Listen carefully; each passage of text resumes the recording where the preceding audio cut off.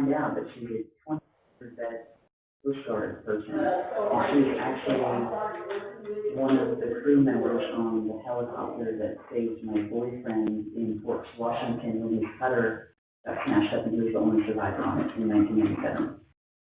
Yeah. That's not random at all. And so she sent me the audio and said that, and I'm like, Oh, my God. yeah, it's pretty intense.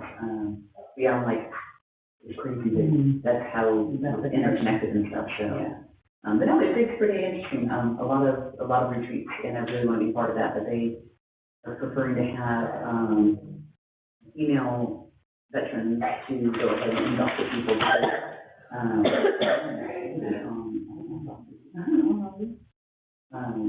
Because they're kind of giving like, well, you don't know my experience because you weren't in the military type, and a little salty on it and stuff, so I'm like, I can handle that, please. It's pretty exciting, so that might be like a side hustle for me to that, and then when you get busy with this, I've kind of flaked on it for long enough, trying to organize other things that aren't working, so. Now that I can't see it, I have to like super have to focus on something. Right, yeah, that'll do it. I'll probably be out for the rest of the year when it comes to this, probably, yeah. I know you'll miss it. Yeah, also, I still coach, so I'll go on. Maybe you'll come back with superpowers. Right. I love your haircut too. I know, thank you. It's like this long mullet. It's all starting today, but I got it done a couple weeks, about 2 weeks ago. Girl, I love it. Hi, how are you? Jennifer. Jennifer, I'm China. Hi. Nice to meet you. My daughter got a haircut like that, and she called it a wolf cut. Yeah. There's a certain way you can do it yourself, and, but yeah, I went with my daughter, and she's like, get a mom mullet. I'm like, all right. Is that the new word for it now? A mom mullet, yeah, when it's like highlight, a lot more layers, I guess. Oh, gotcha. She's 14, 15, she's just being cute. Yeah, I got a couple of those too. Got 16, 15, 18, and then 11-year-old. They're all getting the same age. Oh, I know it. So how'd your open house go? I heard you guys. Yeah, that's the guy that I was talking to at the open house. So, it went well. It was definitely different. Yeah. The market has definitely shifted. Right. But I had 3 people come by. This young man that I was talking to, he was like, yeah, I'm interested. I need to move ASAP. I'm like, okay, well, we can help you. And his wife was like, is this Deer Creek? Right. I'm like, no, this is Vegas. She's like, Deer Creek. That was what she wanted? Okay. Yeah, and so he goes, and they're African, so so he goes, it doesn't have to be in Deer Creek, it could be in Edmond, and I was like, Can I just tell you? okay. And so I said, well, let me, are you working with someone? Yeah, I just met somebody 2 days ago, we're gonna have a meeting, but I feel more comfortable working with you. I said, okay, well, let me follow up with you. So I follow up with them.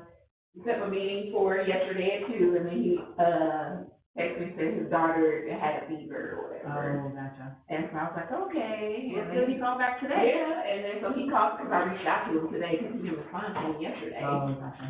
And so he was like, well, I need a month to move. I'm like, okay, we could have helped you a long time ago. So I had a month to move, and I don't know if it can be done. I said, listen, I've seen it done. We can help you. And he goes, well, maybe I can do a 6-month lease somewhere. Can you find me a rental property? And I'm like, I misspoke. okay. And then he's like, okay, and then what about that house the other day? Are they willing to come down on the price? I said, listen. First of all, focus. Are we renting or Listen, yeah. So I said, listen. renting or buying?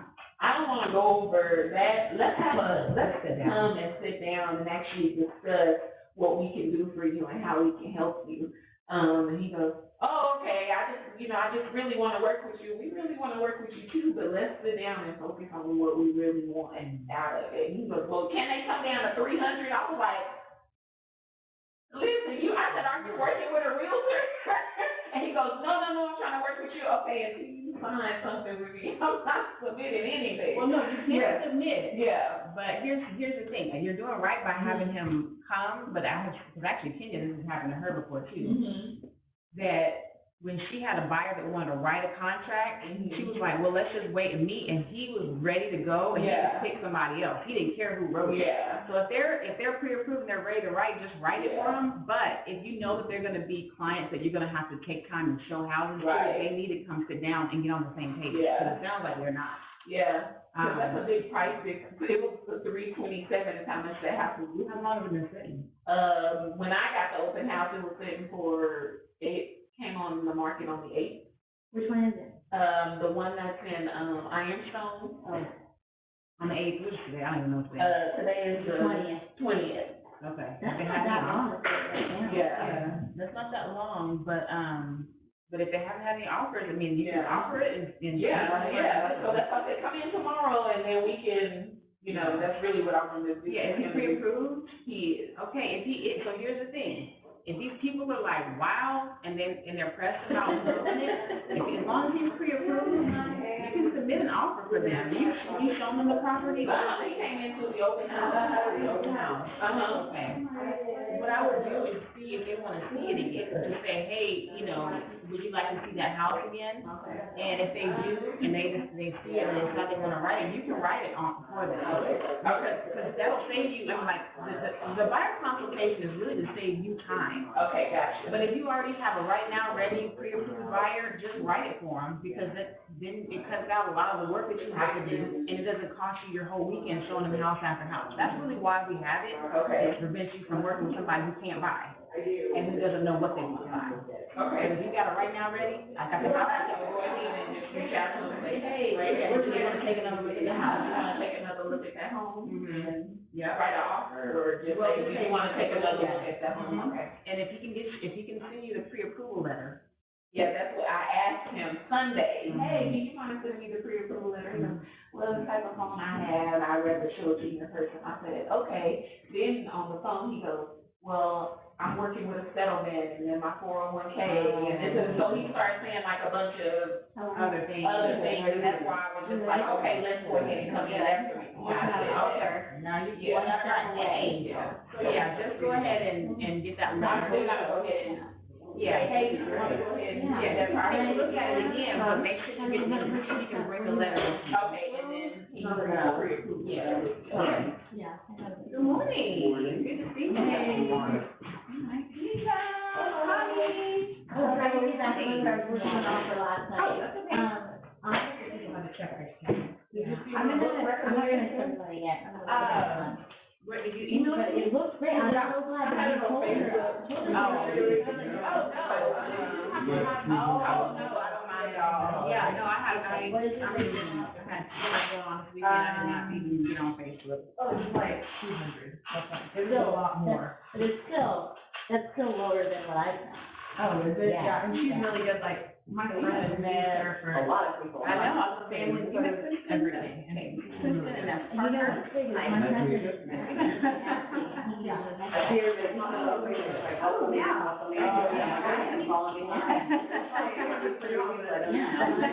If we did it together, would it be better?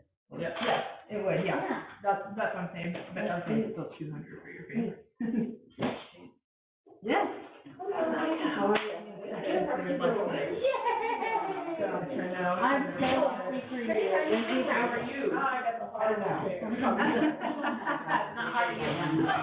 No, and I don't think so, like, everything.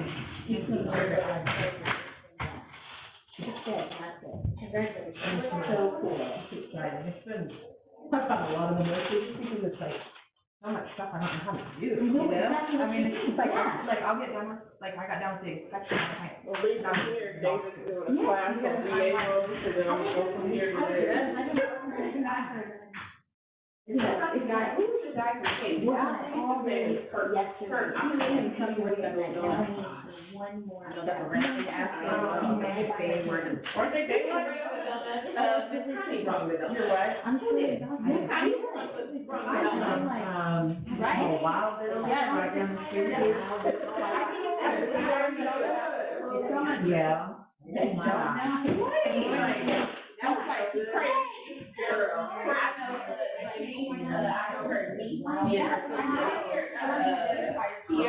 worked at the,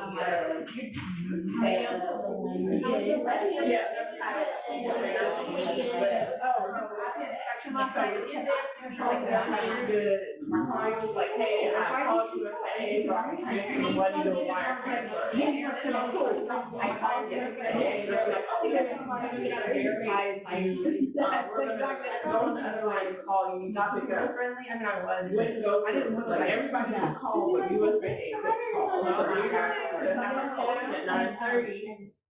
We didn't finally get everything transferred until like 11.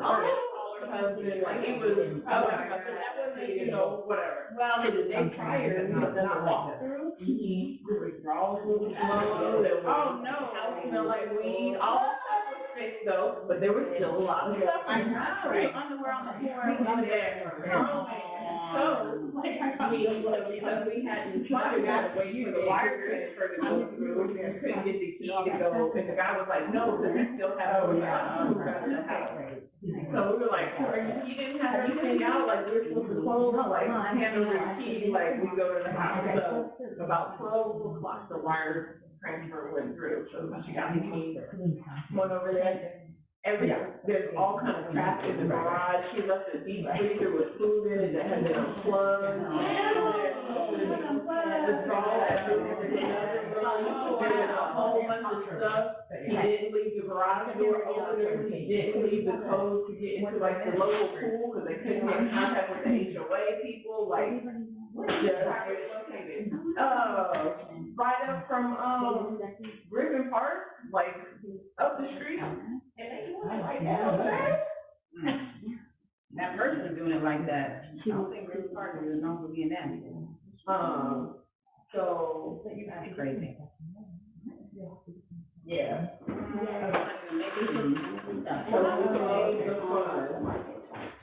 That closed yesterday? Yeah, and then they undid the refrigerator to take the fridge with them, but the water line, didn't turn the water line off, so all the water has flooded into the back bedroom. Yeah. Yeah. The home is trying to take the fridge. The home is luckily, they're pulling up the carpet anyway, so it's not a big deal. The dude's gone, like, yeah. And so I'm talking to the realtor, and I'm like, hey, man, I'm like, I hate to keep bothering you, but X, Y, and Z, like this. Yeah. We did the walkthrough, and they still had stuff in the house, and we were like, okay, because we saw the little U-Haul trailer and stuff like that. There was no water on the floor, and It all happened with. That's true. after the moment, we went back in the house to go do whatever. That's terrible. And water flooded? No. See, okay, let's talk about that too, because there is something in people's, loans that says they can pull that, even though they close on the house, if there's something major like that that happens that the seller's not willing to fix, they can pull that loan back. So, I mean, just keep that in your back pocket if they decide that they can't live with that. Okay. So that's crazy. Okay, I think myself something in as much, oh, this is not. We're gonna do it at 11:30, I'll leave early, you know, show the process. Okay. A little bit earlier, I said, let's go. And bring your ID. Or email it to you now. He said something, his phone and email or something. I know, come on, No, we can squeeze, come on in here. I'm just very upset because I'm trying to pull up a, inspection report for you guys to see. You wanna pull up, I got one in the thing, it's Atlas, if you wanna, when we have one. I can go on my document and find one, I was just trying to, I got one. Ooh, those are nice. Mine's already filled out, I'm just waiting for the page back.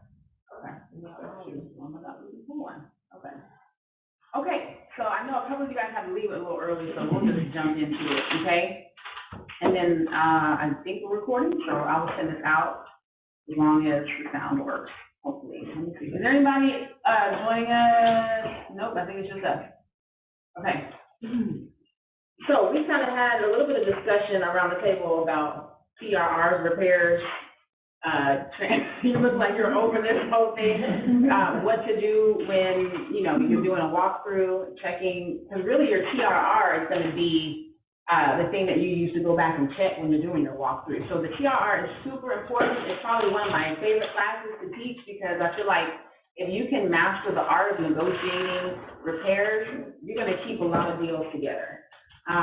Because first of all, I mean, yeah, we think that we crossed a hurdle when we got something under contract, but there's a lot of other things that we've gotta get through in order to make it to the closing table. Okay, so the TRR is one of them. So Kristen, yay, got her first deal under contract.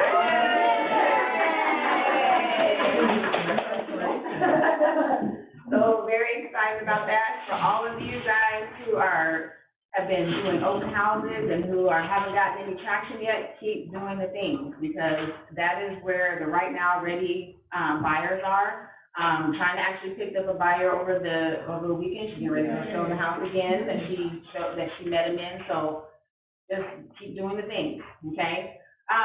So does anybody who has worked with TRRs have any just nuggets to share? Because we only have, I know Kristen only has 30 minutes before she's got to go. Anything that you now? Oh, you're good. Okay, perfect. Oh, we can get through most of this now. Okay. So first of all, I keep saying the word TRR, and I know a lot of you might not even know what that means. It stands for treatment, repairs, and replacements, okay? It's a form that the buyer fills out after receiving the inspection report, and it's the document that the buyer and seller negotiate repairs on, okay? Seems like something nice and straightforward and simple, but this has really knocked some deals and made them fall apart, okay? So in negotiating, there's, like we just talked about, you have that initial offer, which you're negotiating terms, the price, the condition, the closing date, any concessions. You have your inspection period. I call these the three hurdles of a deal. You have your initial offer, your inspection, and then you have the appraisal. And then any gaps in the appraisal has to be negotiated between the buyer and the seller, okay? So these are the three phases of negotiation. So, I'm talking about a TRR. What is a TRR? It's the contract on which the buyer and seller negotiate repairs, okay? So the important thing to note, and I think it is mentioned throughout this presentation, but I want you to start and start again and start again every time you hear it. It's very important that you know that TRR does not go to the lender ever, okay? Because when you're looking at a loan, you don't want to see all that's wrong with the house, okay?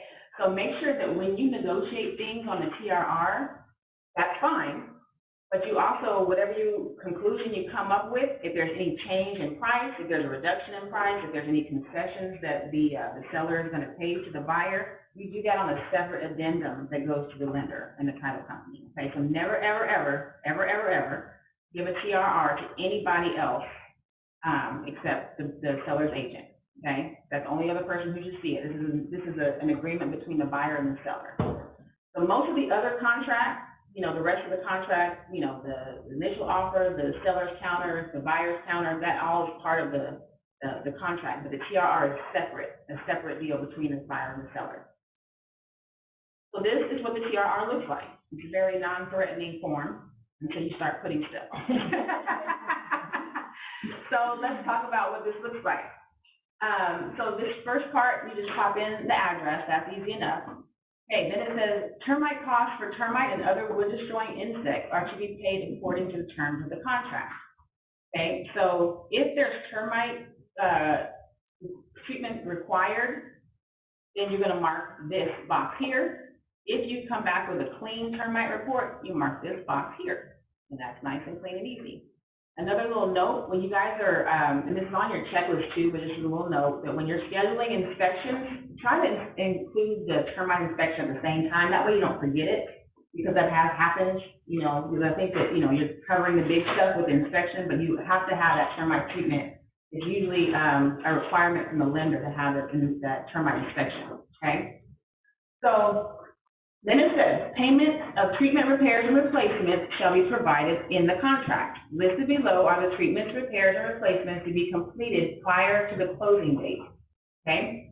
So that means that when the buyers and sellers negotiate on this document, everything listed on here is supposed to be completed before closing. If it is not, it is grounds for the buyer to back out of the deal and keep earnest money, because this is them negotiating, saying, If the seller signs this, they're agreeing to have those repairs done. Now, there are different ways to negotiate a TRR, okay? So, we'll go into actually physically how to do it, but the three ways to negotiate are, if the buyer submits a TRR, the seller can just agree and sign it, okay? And then that's nice and easy. That happens on occasion, probably on Kristen's. It sounds like you only have 4 things on your inspection report. They're probably not that big a deal. The seller will probably say, sure. Another option is for the seller to get pricing on all of the repairs, and to say, hey, instead of repairing all these things, I'm going to give you X amount of dollars in lieu of these repairs. Okay, that all gets written on this document. So let's say that you have 10 things. The seller looks and says it's going to cost $2,000 to repair those 10 things. On this document, you would write, seller agrees to pay $2,000 toward buyer's closing costs and prepaid items in lieu of repairs, okay? That sentence, in lieu of repairs, I feel like you're barking. I'm good. Okay. That sentence, in lieu of repairs, should only go on the TRR. It should never, ever go on the addendum, okay? Because remember, we're not trying to let the lender or anybody else know about anything regarding repairs. So in that scenario, that they were going to credit the buyer $2,000, you're going to write in lieu of repairs on a TRR. The buyer will then sign it, the TRR, and that completes that form, right? But the next step is to now go write an addendum that says, buyer and seller agree that the seller will credit buyer $2,000 for closing costs and prepaid items, period. Okay, we're not talking about repairs anymore, we're just saying what we agreed upon in this TRR. Okay? Towards closing costs. And prepaid items. Always make sure you write that in, because sometimes closing costs aren't as expensive as we think. It's more the insurance and taxes that make it cost. So sometimes it could be high. I mean, it might be $10,000 worth of repairs. And so if you're going to credit that buyer $10,000, it needs to cover more than just closing costs. Okay? Yes. What did you say on this sheet you wrote? You said seller gives $2,000. Nope. Okay. Seller agrees. Agreed. Seller agrees to pay $2,000 or whatever you guys discover toward buyer's closing costs and prepaid items in lieu of repairs. And then you put in parentheses that this only goes on the TRR. That same statement goes on the addendum minus that in lieu of repairs. So anytime we do an addendum, I want you guys to remember buyer and seller agree, because that's always the easy way to start.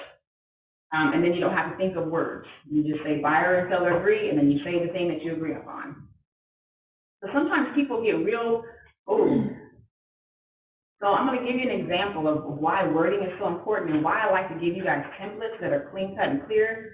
So we had one of our agents, not a new agent, actually a seasoned agent, who wrote an addendum that was supposed to be, working with TRRs, and it said, buyer will bring $2,000 to closing.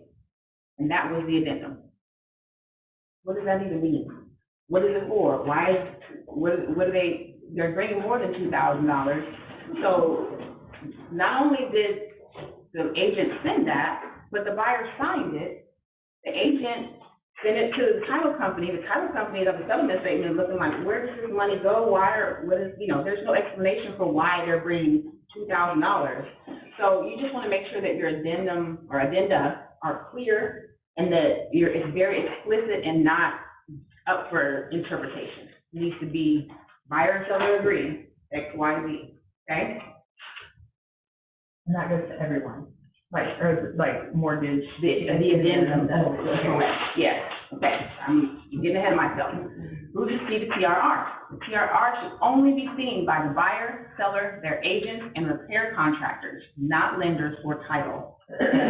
So let's talk about that for a second. A lot of times if you're the listing agent, you will need to take that TRR and show it to a contractor so they can say, hey, it will cost X, they'll just give you estimates on those repairs. Okay, so you can show it to other people, just not lenders and title, okay? All right, so these are just things to take note of, okay? The TRR TRR due date is super important. Okay, on the contract, and we're gonna look at where it is on the contract. Failing to submit the TRR on time means the buyer accepts the property as is. Loss of earnest money if the buyer backs out.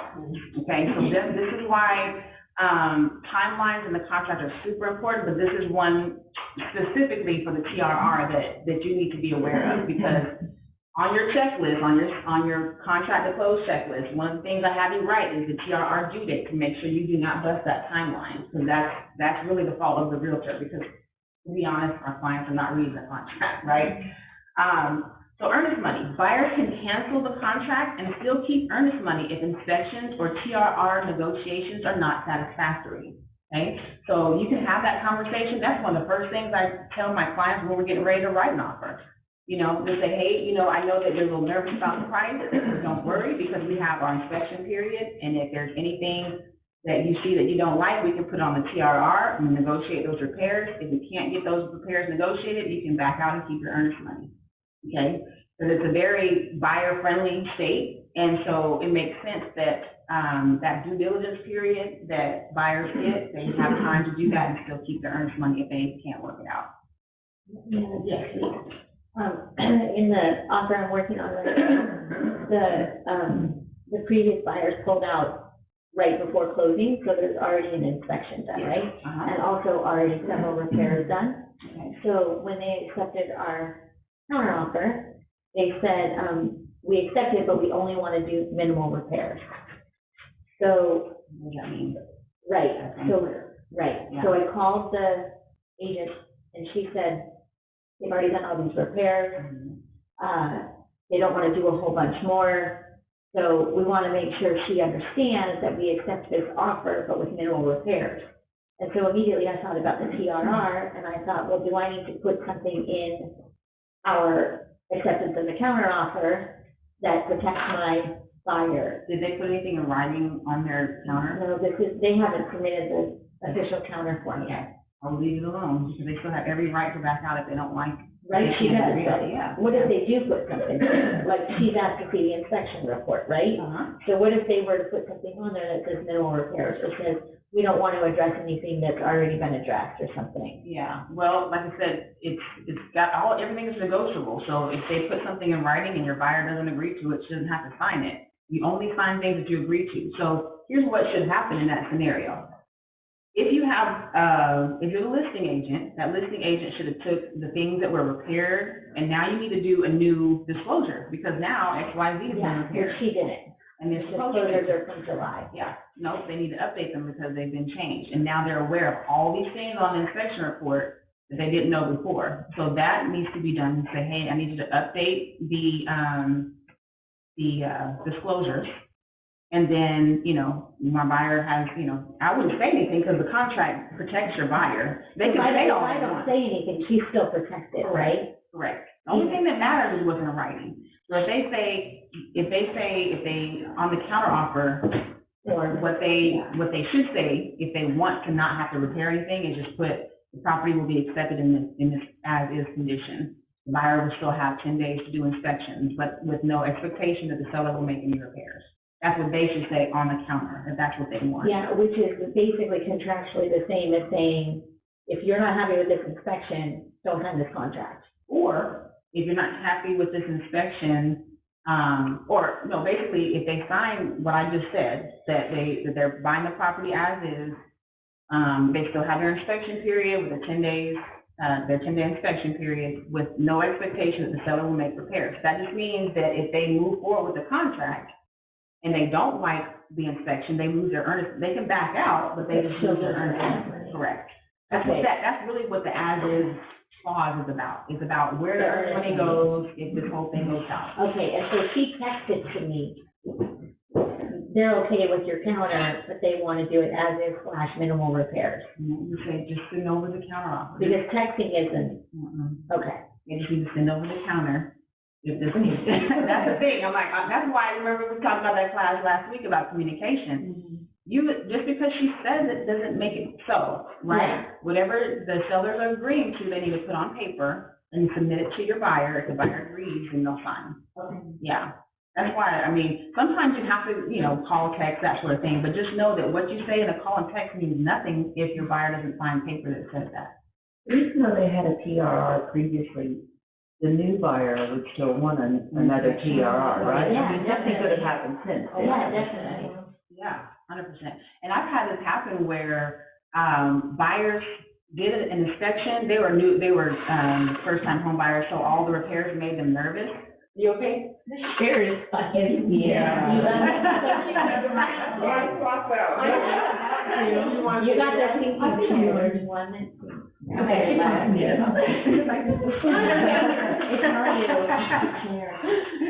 But, I had a listing on it, and, the buyers did inspections, and they just backed out because of the inspection. There's really nothing wrong with the house.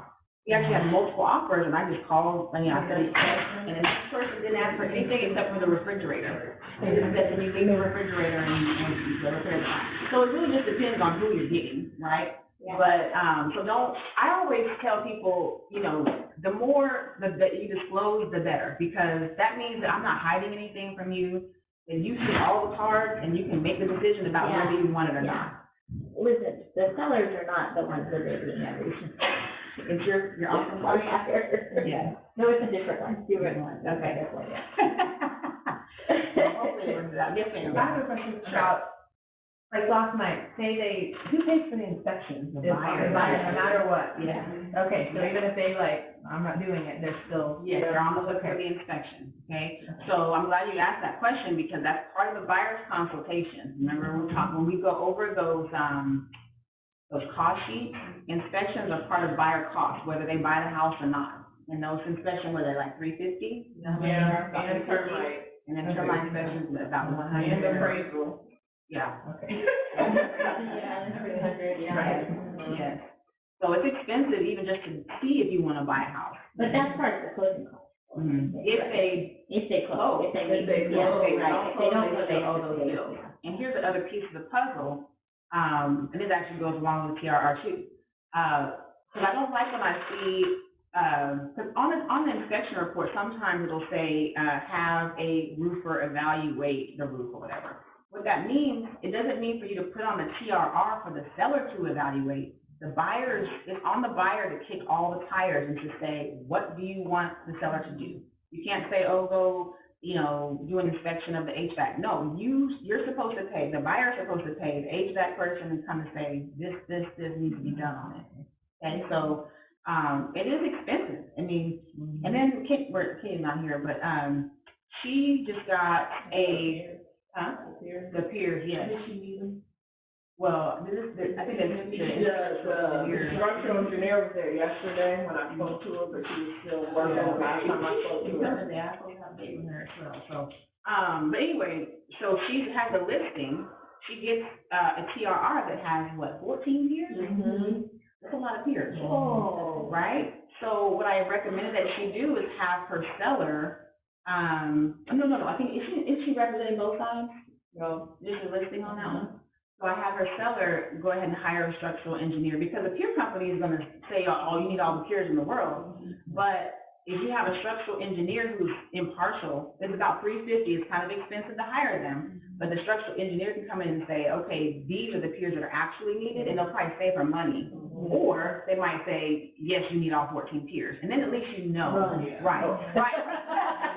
But at least as a seller, you know that they weren't just blowing smoke, right? That you know exactly what's going on. Yeah. So, like I said, in all of this, we're problem solvers. We got to figure out the best way to have all the information. And I know sometimes when you get a deal signed, you're just like, oh, I just want to get to the closing table. But you have to fight for every single step of this process. So if there's a question in the air, don't wait for someone else to answer it. You be the one to find the answer to the question. Yeah. Okay? That's good. Due diligence. Make sure the buyer completes all inspections before submitting the TRR. That's huge. What happened? That was just on my side. I had the buyer side though. Okay. And so waiting on the TRR, we submitted everything. I'm like, hey, just following up. Like, I know you got a certain time period, but just, hey, following up, how are things going? They're like, oh, yeah, we should have it to you, in a day or two. Okay. Day or two goes by, we're almost at, 10 days, hey, what's going on? oh, I can't get in contact with my client. And I was like, okay, well, we still haven't even done the negotiation period within the 7 days. Like, is he going to fix the stuff that's on there? Because we've got to extend it out. Yeah, and then I get the TRR back, and it was like, everything is completed. Like, there was no negotiation, there was no, like, no, I want a license for, none of that stuff. It was just, like, completed. Nice. So then we went, I don't know about that. Then we went, like, okay, I guess, well, let's go do a walkthrough. Then, like, the things, three of the things, most of the things were done, three of the things were not done, and two of the things could have been more so operator error, because we couldn't get the back sprinklers to work, we couldn't get the fireplace. So then, I'm like, yo, these things aren't done, we need these done, like, if these aren't done by closing, we're locking, so get it done. So then going back and forth, like, I get a video, it's graining, I don't know anything that's on the video, we need to go see the stuff, so we walk through the day before closing, all the stuff is done, but minus the draw. Minus the draw. And other stuff that happened after that, yeah. Wow.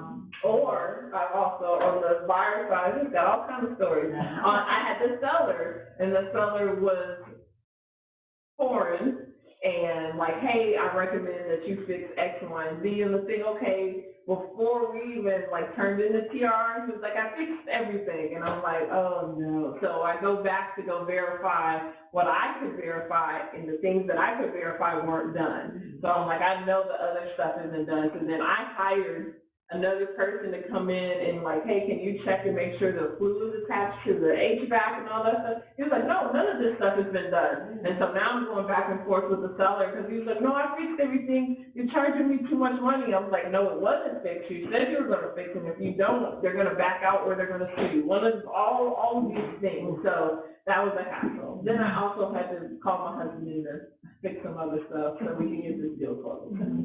Problem solver.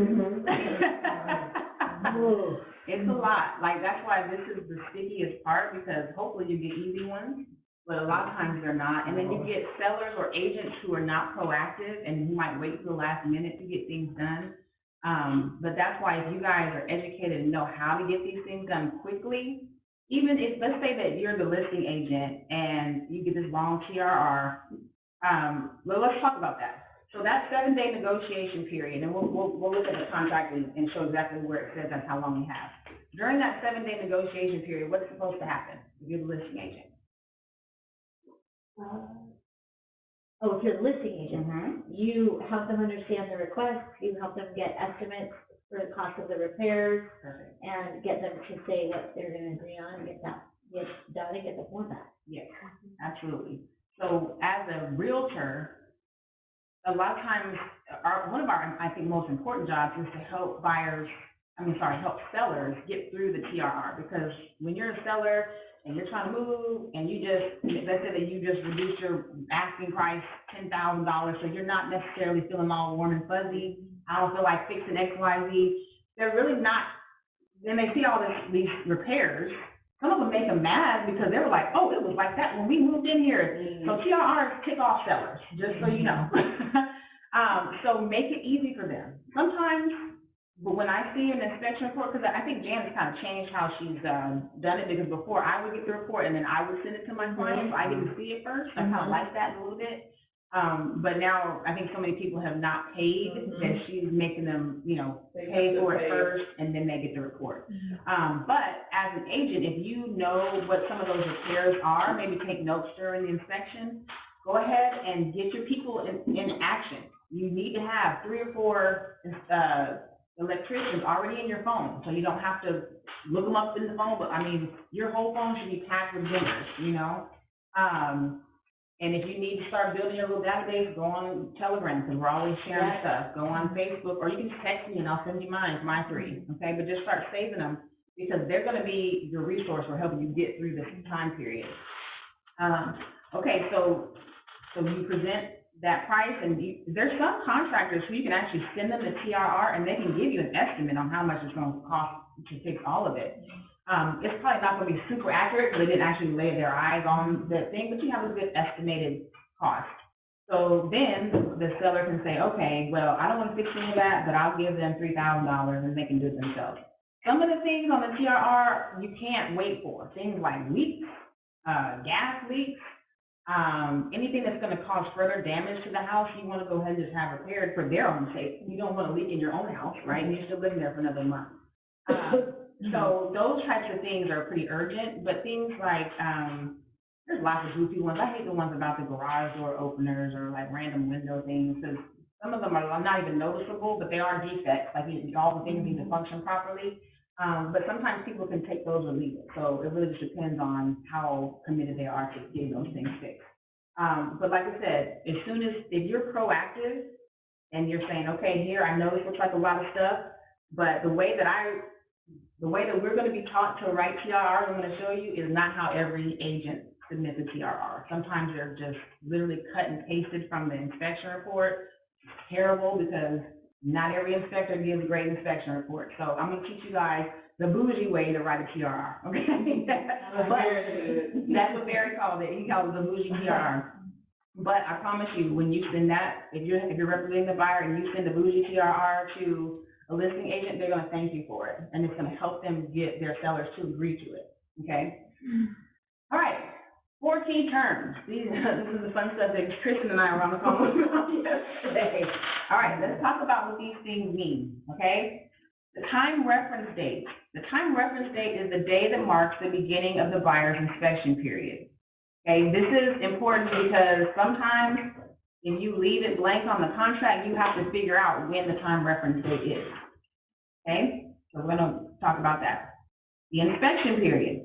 Day one starts the day after the time reference date.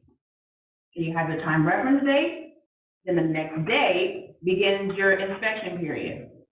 Okay? I thought it was, what about the 3 days? That's if you leave it blank, we don't look at it. Yeah. Okay. So if you put a date in there. No, it's confusing. It's confusing. That's why sometimes we leave it blank, because sometimes people put dates in there. Okay, so the inspection period is whatever number of days you put on the contract, and we're gonna look at what that looks like. Okay, so in this, this is the contract, page 2, okay? Let me get my little mouse going here. So when you see page 2 of your contract, this is where the time reference date goes, okay? So when Megan was asking about what about the 3 days, this is what we're talking about here. It says, the time periods for inspections, investigations, inspections and reviews, and financing shall commence on blank. So this is supposed to have a date here. Sometimes people leave it blank because you don't know how long it's gonna take for this contract or this offer to be accepted. Okay, you wanna give yourself the most amount of time. If you put a date here, it's pretty simple. You know when your time reference date is. So let's say that we write an offer today. Today is the 20th. Mm-hmm. And let's say that you start your time reference date on Thursday. So that gives you today and tomorrow to get your contract signed, and then Thursday starts the beginning of your inspection period. If you leave this blank, it says, the day after the time reference date shall be counted as day 1. If left blank, the time reference date shall be the 3rd day after the last date of signatures of the parties. So it's a pain in the butt if you leave it blank, but most people do it because, let's say that they don't sign until Saturday. Now you have 3 days, or on the 3rd day, after the last signature, the following day is the beginning of your inspection period, okay? So let's just practice real quick. So we're gonna use Kristen's example. Okay, let's say that today, everybody pull out your calendar. So you're gonna ask me, I promise you're gonna call and ask me, when is the TRR? It's okay, but she called her other realtor friend who's in the business, and she didn't know how to figure it out, because I want you guys to be the ones that know how, okay? And you can call and ask me 1,000 times. Let's say that we're writing an offer on a contract today. Today is September 20th. We leave it blank, okay? And our seller doesn't sign until the 23rd of September, which is Thursday, okay? So when is our time reference date? Wait a minute, are you saying the 23rd or Thursday? Because. Oh, I'm sorry, okay, the 22nd, I was looking at the 22nd. Yeah, Okay. Thursday, yeah, Thursday. The last signature is on Thursday? Yeah, last signatures was on Thursday. Like And it was blank, yes. So the 25th. Saturday, Sunday, the 25th. Yep. So 1, 2, 3, your time reference date is the 25th. When is your inspection period begin? The 26th. So let's say that here on number 20, item 7, you wrote that they have 10 days. So if our inspection period is 10 days, when does our inspection period end? The 5th? So it ends October 5th. When does our TRR due? 24 hours, I forgot. 24 hours after, and that's on a different page, but, so that's a lot of stuff to write down, and there's a lot of stuff to remember, it's a pain in the butt, I promise you. That's why, 1, I like to put a date in there, and 2, I like to get my inspections done so fast, it doesn't matter when the TRR due. So just know that that's how you calculate it. You do have to dig deep into the contract to get the specific days, but it matters, because like I said, if you don't turn it in on time, then, well, and it's not to say that you do, it's just to say that the buyer backs out, they can lose their earnest money, because they did not, this is contractual, that they have only this amount of time to get that TRR in, okay? So it's basically, I'm sorry, you're good? Okay. Swallowing copy. Swallowing copy, okay. Okay, so it's real kind of messy, but once you get the hang of it, you know, and sometimes you can just go ahead and put a date in there. It just really depends on the situation. If it's not multiple offers and you know that they'll probably respond by tomorrow, go ahead and put Thursday's date in there. It's fine. What if, like, I thought they were gonna sign yesterday, Mm-hmm. so I put that date in. What date? Yesterday's the 19th. Oh, for the Yeah. signatures, okay. So could I just, see if I'm right? If I put the 19th in, and I didn't leave it blank, I put the 19th in, then the. As the term reference date? Yeah, so then the inspection period starts today, Yes. Yeah. right? Yeah. Or wait, or is today? Yeah, and I would never Date? start the time reference at the date of the signatures, which you need to give yourself some time. Yeah. Like 3 days. Yeah, Well, give yourself listen, at I least wish 3 I days. had, but. Yeah. Well, here's the thing, you're gonna need to address that on the counter now, because you're Yeah, already my into question, your, what do I already. do? So on your, on the seller's counter, they probably won't catch that. Right. Because they don't care about your inspection period. Right, You'll need to say that the new time reference date is. okay, and I just put it in the additional, like in that thing that I filled out, the changes. The buyer's counter to the seller's counter. In the top portion. Right, the contract, not the financial addendum. Yeah. Now, I did give us a 14-day inspection period, just to be safe. Yeah, but here's the thing, you weren't really under contract No, for part of it, so it's really, I mean, I would still address it, I would change it, yeah, even though we have a longer. yeah. Okay. Because you might need it, you don't know, you know? You think you'll need it? Yeah, you I'm definitely. very nervous for Yeah. my buyer, so that's Oh, why yeah. I gave us a little bit more time. Yeah, and here's the thing, there's some sellers that push back on that extended time, they're like, no, hurry up and inspect it and give us that TRR back. They didn't push back on that, but, anyway, all that to say, so I changed the time reference date for a couple of days after I think they're gonna sign it, is that right? With the counter offer? Yeah, so like, if they send you a seller counter today, and you sign it today, it might not be that big a deal, because you Right, can't start inspecting it today. Yeah, So basically, that time, that inspection period means that's when the seller is giving you access to the house for inspection. right. So if you wanna go look at it today, they can. I have an If they- inspection scheduled already, You have it? Thursday. Oh, well, there you go. Well, you're My coach fine. taught me well. There you go. Okay, so I could do either of those, but, Yeah. and then, so the 14 days starts today, based on the contract that I sent them. Yeah. And then, the TRR then we have the 7 days to fill out and submit the TRR, You have the 14-day inspection. right? After 24 hours after the end of that inspection is the TRR's due date. So you need to From the turn buyers that to the from you seller. guys to the seller. And then Okay, once that date happens, once you turn in the TRR, they have the to, next day starts 1 to 7 days that you guys have to negotiate. okay, thank you. Yeah, it's, so time periods are crucial. So I have a question, if you leave it blank, is there like, do you do like a standard, like just give them 5 days or something, like if you don't wanna leave it blank? Cause you don't, every deal's different, you know? Like on this one, it took, I think we did it on Tuesday, and then everything got finalized on Friday. So if we would've just given them 4 days on the time reference date, you know what I'm saying, like You 4 have, days. but but that's a long time. I mean, it's probably, in that situation, Oh, it's that probably is a better to long leave it, yeah, I mean, Okay. it's probably better to leave, because every day that you're just, yeah, I mean, well, no, it's just that you're not giving your buyer that much time to do their inspection. So you wanna make sure that you don't take 4 days of their inspection period negotiating the contract. Well, I'm saying like, so say like on Tuesday, they wanted to put the offer in, Mm-hmm. and I set the time reference date for the 16th or something.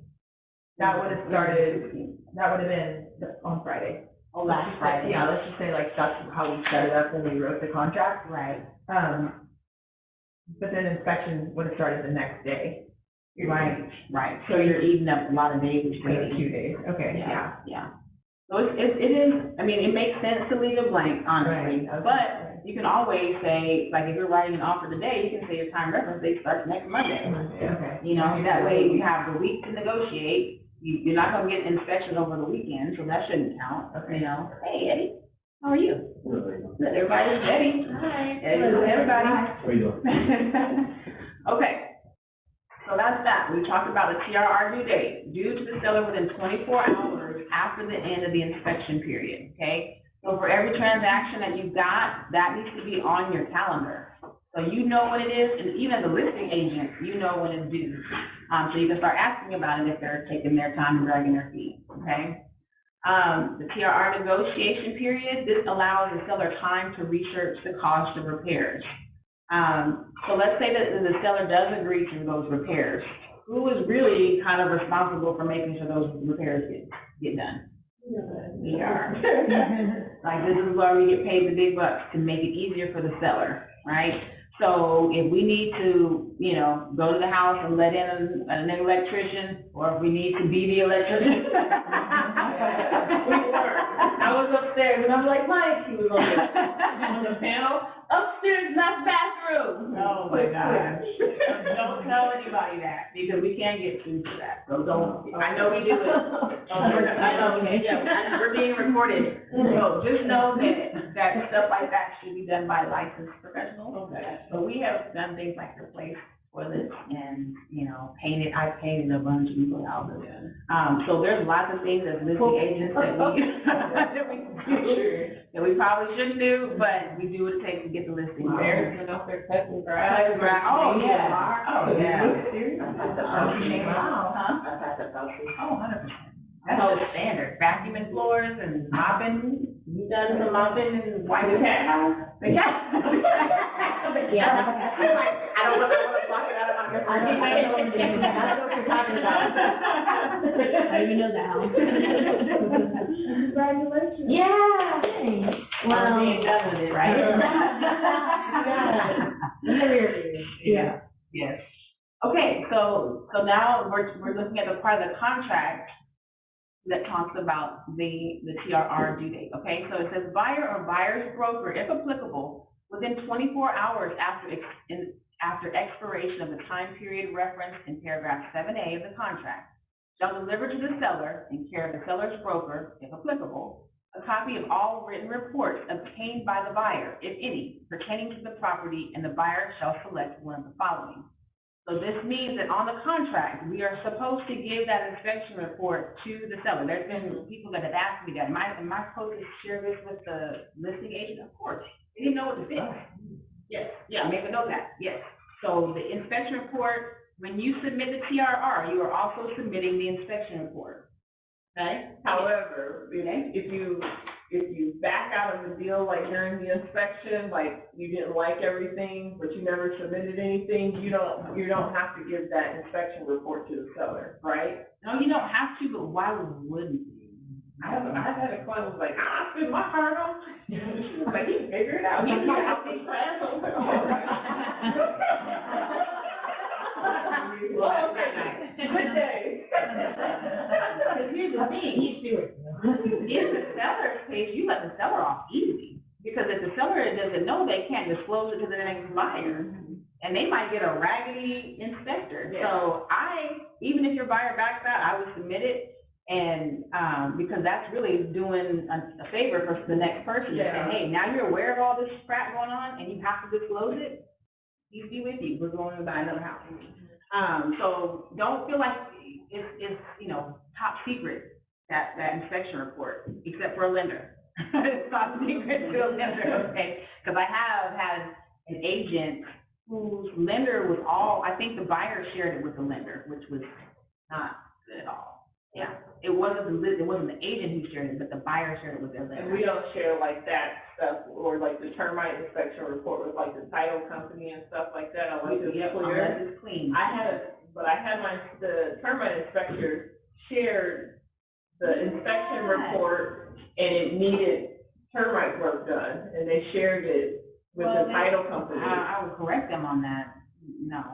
First of all, the title company didn't pay for that inspection. Yeah, they sent it like directly to them, because I know they normally need that, but they sent the one that still needed termite. Yeah, I would call that termite company and say, no, please do not do that.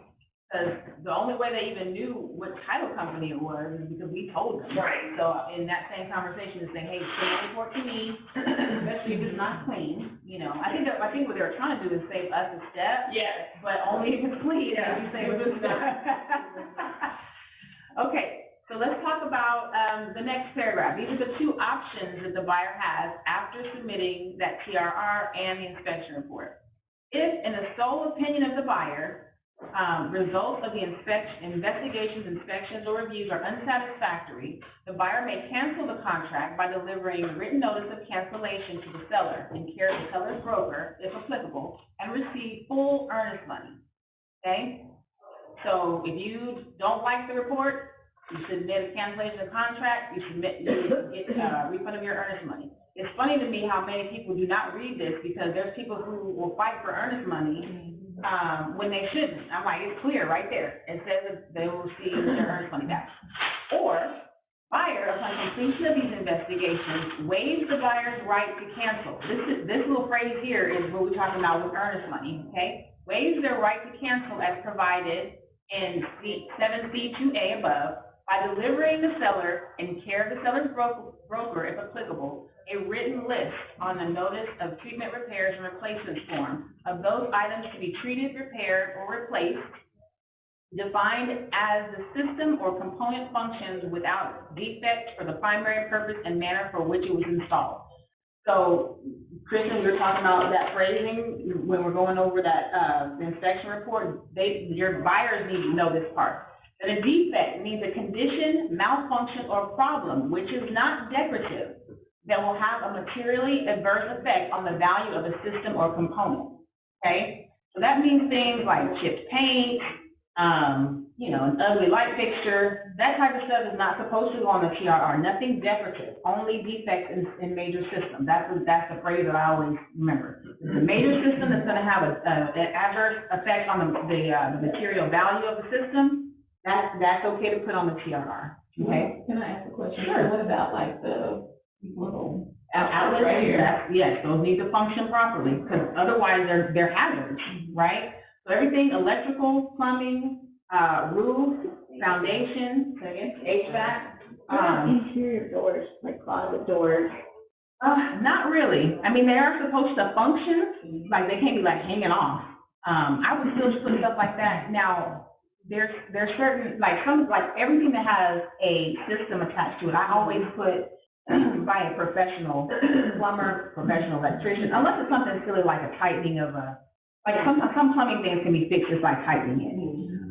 Sometimes the electrical outlet is just loose and just. Yeah, that's what I mean. Right. Yeah. Oh, you can put it on the TRR, but it doesn't have to be done by a licensed professional. But if there's major things that need to be done. Certain sides of the lighting over here is not turning. Yes, yeah, don't have a random person trying to figure out why that light's not working, yeah. Ask a question. Yes, you On the one that was done last night, because everything was so minimal, like, one of the sprinkler heads is under the deck, and Jan told them to just get it turned off, because it's gonna eventually rot to death. Oh. They want that on like the TRR. Yeah, that's fine. Stuff like that, okay. Yeah, so that will eventually cause problems. Right, okay. Yeah, Okay. but that's easy, Right, exactly. Oh, I'm so excited for you. It happens, but it's very rare when the TRR is super clean. Serena? Yes. So can you as the buyer, you as the seller request receipts, you as the buyer, can you request receipts from, say, like the electricians and plumbers for any work done? From, as a seller's agent or the? As the buyer's agent. You're required, like, yeah, we're gonna go over that, because there's actually a date, there should be, because I have a checklist, the executed contract with those checklists, and that's on there, is to request repair receipts from the seller, Okay. to make sure that. So then, if those receipts are like sent or something like that, you can like sue for specific performance if like it's found out That they weren't done, yes, and you know exactly what company was responsible for it. And here's another thing too, there's a difference between an invoice and a receipt, like, there's somebody come out and tell you how much it's gonna cost, but that doesn't mean that they fixed it. So make sure that they're like paid receipts that show that the work was actually done. Well, you know? I don't know if they require that too, Mhm. the work show, so. Well, only if that work is being, paid for at closing, so sometimes people will pay, you Well, I know. thought they had to verify that all repairs that were required were paid, because there couldn't be any put on the property. Well, that's, there's lots of agents don't do that. Oh, okay, I thought the title company, but okay. No. You could get liens if If they don't pay it, yeah. Okay. But yeah, that's, the only receipts that, as an agent that I have sent forward are unpaid ones. So, like if I'm representing a seller and I know that they have plumbing work done and they want it to be pushed to closing, then I will do it because I know that it hasn't been paid. And it needs to be part of the. Correct. But as a listing agent, I also make sure that the work is done and I have paid receipts for everything, and then I send those paid receipts to the, So you really shouldn't have to, the title company really shouldn't have to if we're doing our jobs right. Okay, so we either have the option to cancel or submit that TRR, okay? Then it says buyer and seller shall have typically 7 days, if you don't put another number in here, after the seller or seller's broker, if applicable, receipt of the completed TRR form to negotiate the TRR items. If a written agreement is reached, the seller shall complete all agreed TRR repairs prior to the closing date. If a written agreement is not reached within the time specified in this provision, the contract shall terminate and earnest money shall be returned to the buyer. Okay, so that means that 7 days, if we can't come to an agreement, we're gonna cancel the contract and the earnest money goes to the buyer. Let's talk about the expiration of the buyer's right to cancel, okay? So there's a very narrow thing. The failure of the buyer to complete one of the following within the time period of the investigations, inspections, or reviews paragraph shall constitute acceptance of the property regardless of its condition. Okay, so that's what we're talking about. We're accepting it as is if we don't do one of these things. Perform any investigations. So that's why,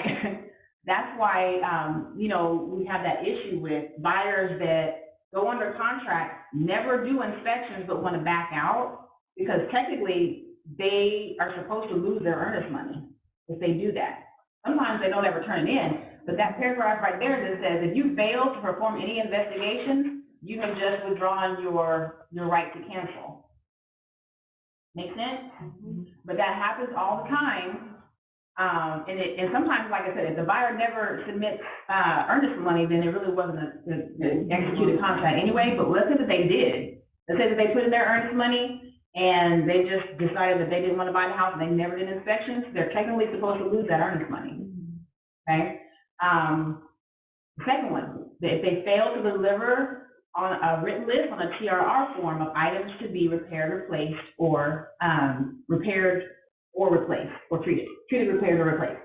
So if you fail to submit the TRR on time, you just waive your right to cancel, okay? And also if you don't cancel the contract before that period of time, okay? So these are all tedious little things, but you gotta make sure that we know what's in here so we can educate our clients about their time periods.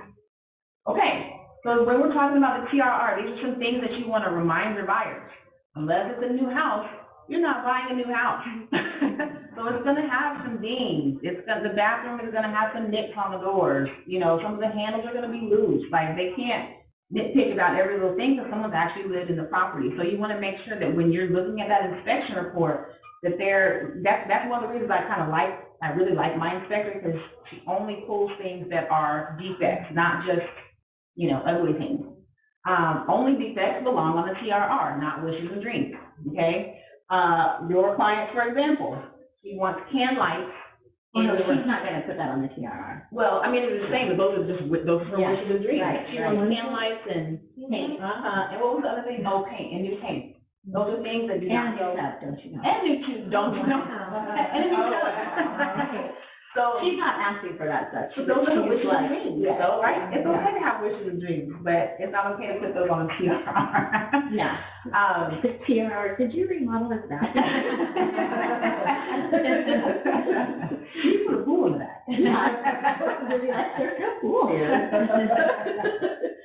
So, all inspections during the during the inspection period are the buyer's expense. So that goes back to your question, Christie. That, so let's say they go on the inspection report, let's just pretend that, it said that the inspector said that we should get the sewer line scoped, okay?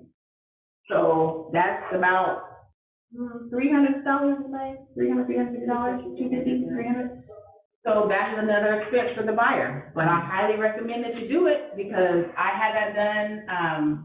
My inspector recommended I have it done to a house that was closed in February and found out that the sewer line, or the line for the house was not connected to the main sewer line. It was just, there was a gap.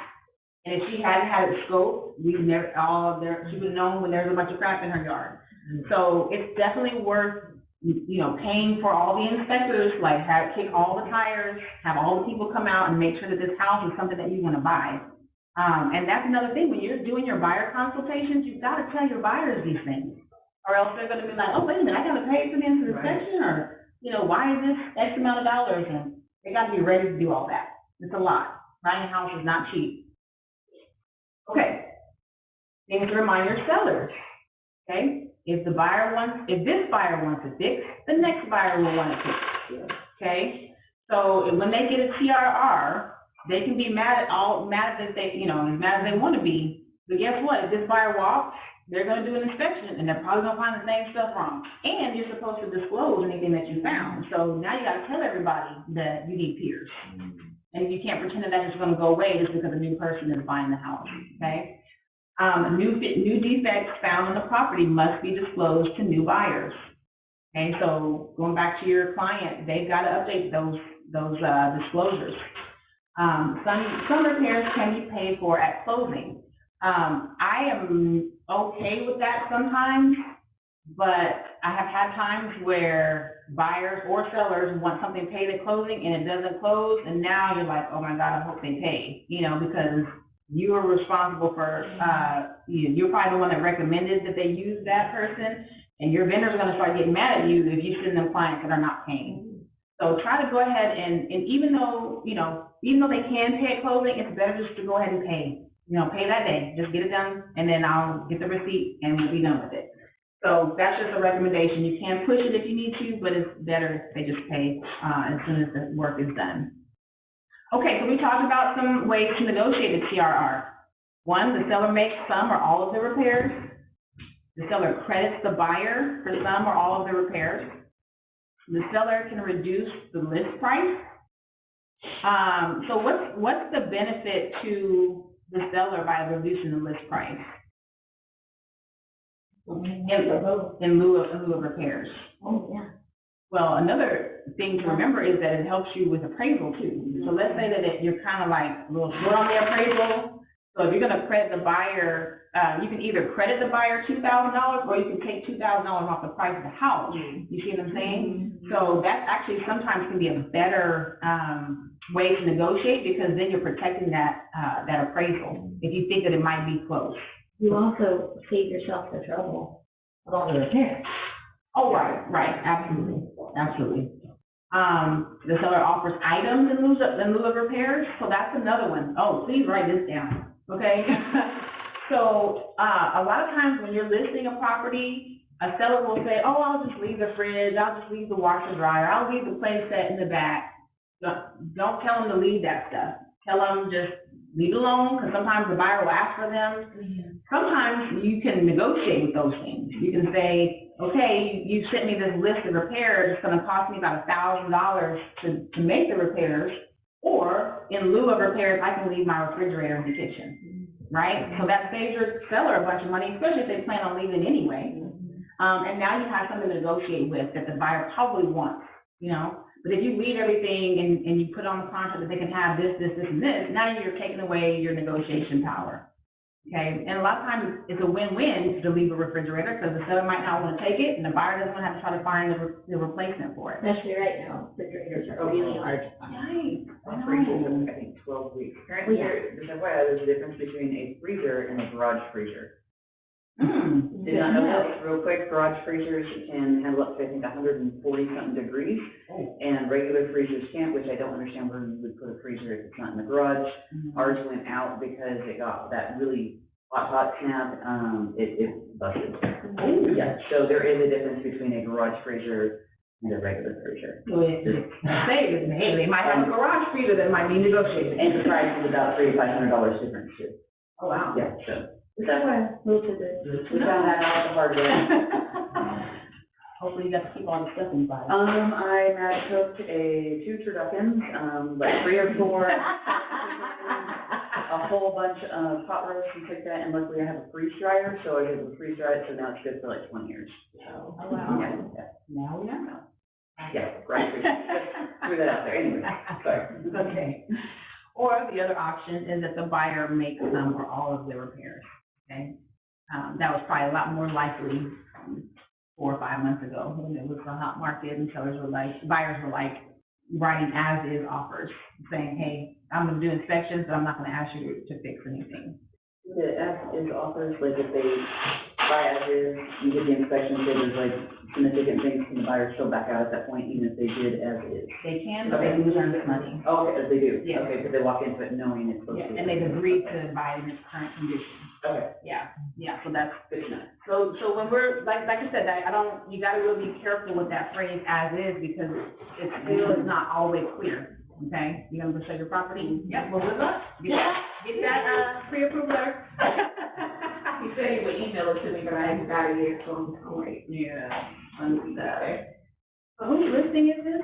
Randy. Oh, Randy, oh, okay. And that one's back, too, that one's back. Remember that one from way, all of the ironstones, the weight, Oh, I don't know. a while ago, and then you took it off, and Yeah, now it's back on? You had a buyer at your open house? Oh my gosh, Yeah, right. way to go. That was my first open house. I know. He shifted. That's amazing. He was- That's what we did, Oh, with Stefan. did they paint the orange? Did they paint it? Oh, thank God. Yeah. That orange goes and They then you needed like, to listen, they needed to listen to reason. I'm glad they did. oh, that orange goes. All right, let me know. Took that orange out, you can still make it look like a decent house, but that orange is. Yeah, it's awful. All right, you guys need a break, or you ready to keep going? Do this. All right, let's do it. All right, we talked about timelines, so let's see what that looks like on a calendar. I think you guys have seen this before, okay? So, let's go through it real quick, and this is just one transaction. So let's say that it's the 4th, and we got a contract signed on the 4th. You want to deposit earnest money as soon as possible, but you have 3 days to get that turned in, okay?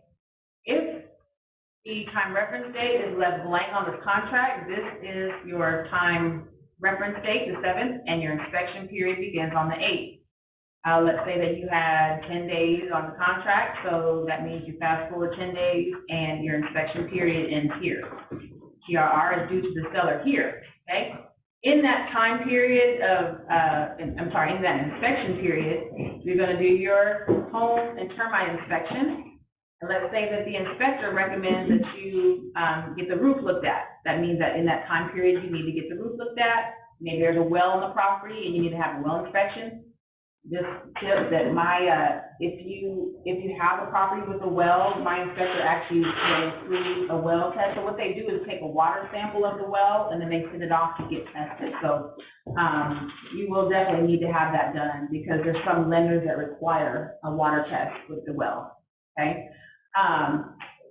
Then we got the TRR to the seller. Then you got your 7-day negotiation period. So the TRR negotiation period ends.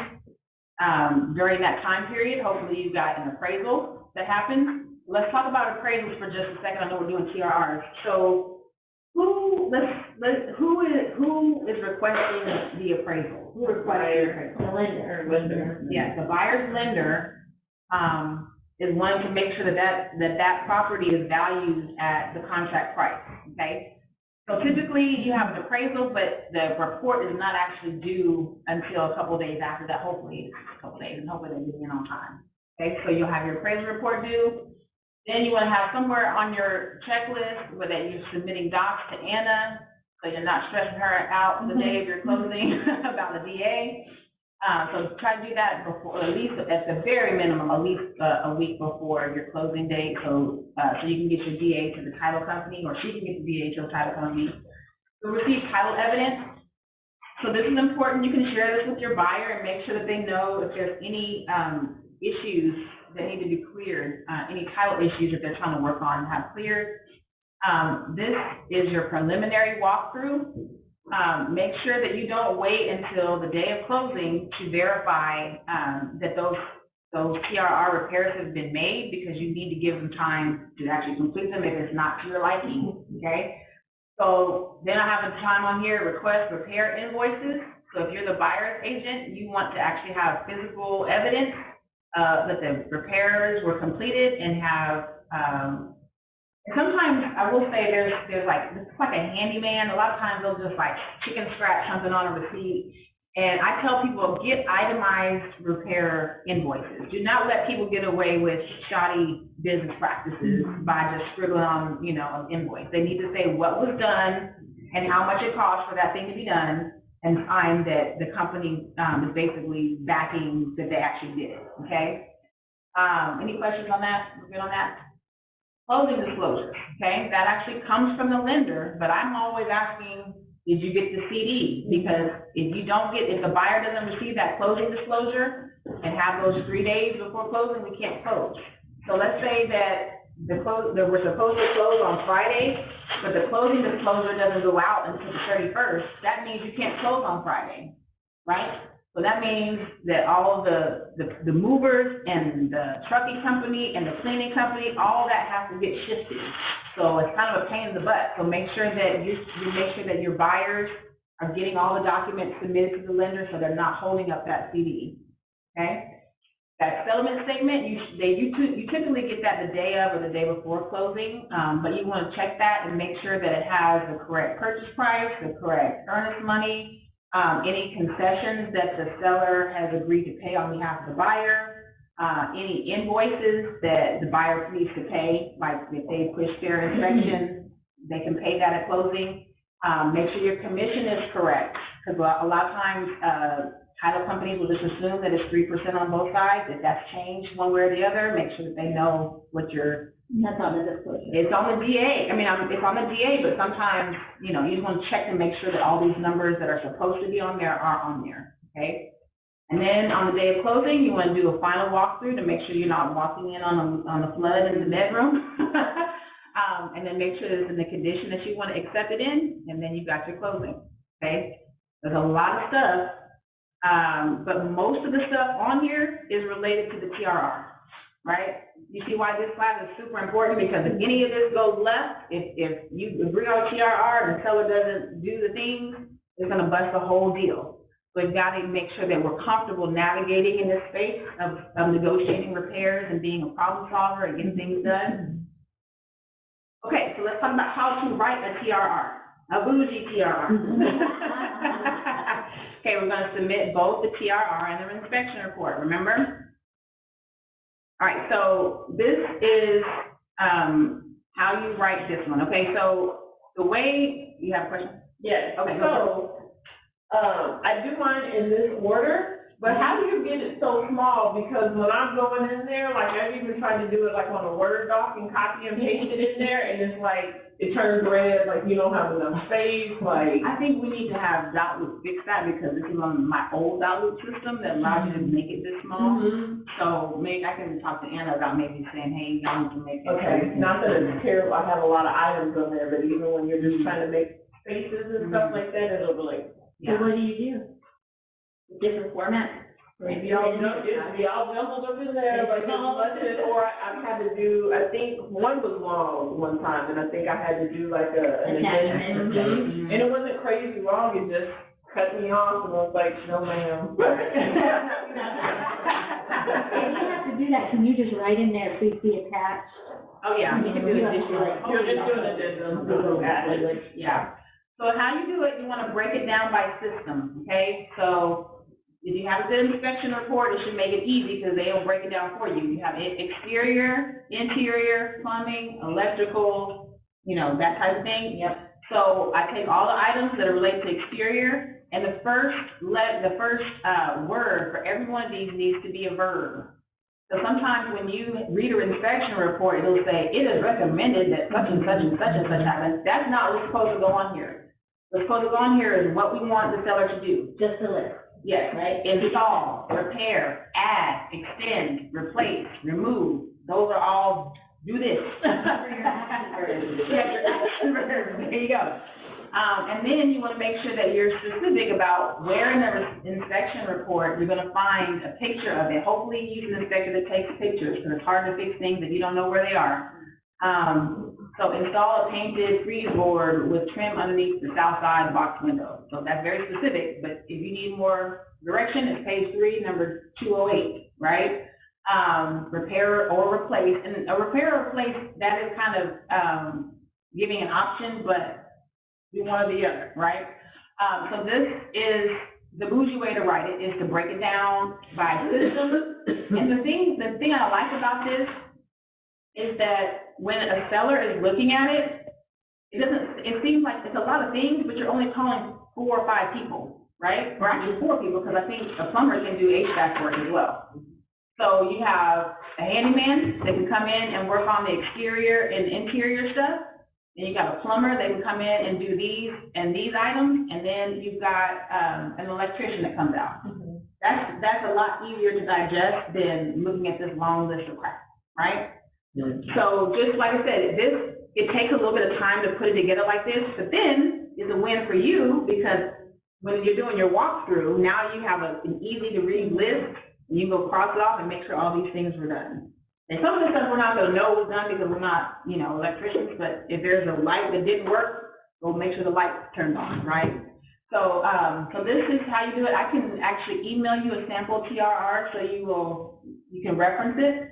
But just remember, the most important things are to break it down by system and to always use action verbs when you're describing what you want done, and then make sure that the person knows what page to find it on in the inspection report, okay? All right, so let's talk about amending the TRR. Let's say that we turned in this TRR with all that stuff on it, and I'm actually going to jump in a dot loop and show you how to do it like that. I should have to do it, sorry, y'all. You said what now? The examples. Yes, it's the sample TRR, yes. Okay, you'll get to it. Okay. It's okay. You keep in touch with them. And then it can work out. Anytime someone tells me that another offer was accepted, I have a little template that says, thank you for letting me know. Please let me know if anything falls through, because you'll be the first one. Sometimes stuff does fall through. Oh. It's okay. It's okay. Also, I owe you lunch yesterday. It's okay. All right. Yeah, that's what my buyer was saying. She's like, I'm just hoping that deal's gonna fall through. She's like, not So even. what, they want to get the house on the market? Or? I don't know, they came up with the money somehow, I guess. Sometimes people get an offer and they can do it without it, they just don't want to. Dang it. I know. I was so excited. So close. You were like, they don't have the money, we were talking about it at lunch. Like my little bit. Oh. Okay, I can't go into a real one. Let me find that. Oh, no worries, no worries. I'll send you the TRR, sample. Okay. Yep. Good luck. Good luck. Where are you going? My kid, I have to go help with a lunch at my kid's. Oh, have fun. Good luck still. Good luck with the rest of your deal. Okay. And let me know if you need help writing the TRR, but this sample will help you here. Okay. I'll send it to you when I have it done. Yeah, that works. Okay, so here's, the sample TRR. Let's say that your seller looks at this and we get it all priced out and the seller, decides that I'm gonna credit the buyer $3,000 in lieu of repairs, okay? So, what you wanna do, this is kind of a pain in the rear, Oh, yeah, but, it was on the ad, the bottom. oh yeah, add strike through. So, there's, when you go to the add button on .lu, you can add the strike through button and click on the items. Now, it's a pain, like I said, because you have to literally go through and mark out everything. Hopefully, it's not listing anything like the TRR. If it was me, and I was a seller, and I saw all this, and all I was gonna do was credit, I would probably just do a clean TRR and just say, seller will credit buyer $3,000 in lieu of repairs. So I'm just trying to show you how to use the strike through. Let's say that there's only like a few items on here.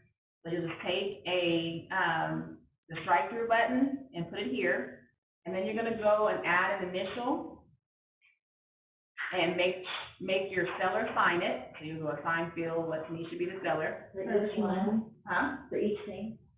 Let's just pretend there's only 4 on here. If it was all of this and the seller was gonna credit, I would just submit a clean TRR that just had that sentence on it. I'm just trying to show you guys how to use it, strike through, and the initial button. So let's just say there's 4, but yes, you have to strike out all 4 things because this document has gotta be settled before you can move forward. So, okay, so then I would go strike out that. For you. Huh? Unless they settle it. Other than settle it for you, yes. So then you have to go add initials for every strike through you do, you have to make sure that everyone is agreement on that, in agreement on it, I okay? have a question for you. We Yes. talked yesterday about, my TRR, but just because like the furnace was old and stuff like that, and adding, seller agrees to pay for a home warranty. Mm-hmm. Now, when you're doing that, are you picking the home warranty price that's going to cover all the items that you want? Because on the home warranty, the company that I looked at, they had like the buyer, 500, there's a buyer plus and a buyer advantage, but the middle one covered like HVAC and cooling. So when you pick that price point, You can, or you can go for the gusto and make them pay, I mean, depending on the difference, but Okay. it's just whatever the seller agrees to. okay, So if the premium package is $800, just put on here, that the buyer and seller agree, the seller will pay for a home warranty in the amount, or, no more than $800. whatever it is. okay. And there's an option on there to where the buyer can pay some of it, like if they want the premium package, or they're only gonna ask for half of it. Okay. You can do, it just needs to have a dollar amount, so when you get to the settlement statement, you know exactly who's supposed to pay what. Okay. And Yeah. then how do you, if it's accepted, so my seller agrees to pay for the home warranty, what do you do afterwards to ensure that that gets done? You order it and you send it to the title company. Okay. So that's another vendor that you need to have. I want to see your face, you right there. I'm sort of. So let's talk about home warranty for a second. That should be another vendor that's in your phone, because if your buyer wants to order, and they're starting to come back now, they were gone for like a year. But if your seller agrees to pay for a home warranty, it's on the buyer's agent to make sure that it's ordered and sent to the title company to be on the settlement statement, Okay. because it'll only get paid at closing. Okay. So it needs to be ordered, all the stuff needs to be Okay. ready to go. Okay. So that's another thing you can do. Let's say that on the inspection, they make note that things are old, but they're still functioning. So a lot of times you have to just kind of live with an old furnace, but you can ask for a home warranty to help cover it if anything goes wrong with it. Mine's like the first furnace ever made. All right, I'll All right, see ya. So let's say that we have 4 items on here. We got our buyer to initial the changes, and the seller's gonna agree to pay this $3,000 in lieu of repairs. So our next step, if everybody signs and agrees on this, our next step is to go get a blank addendum and write that verbiage on there.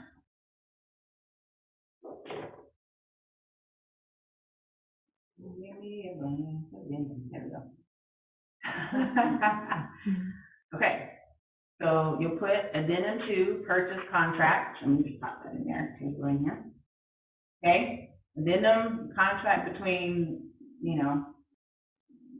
deferred.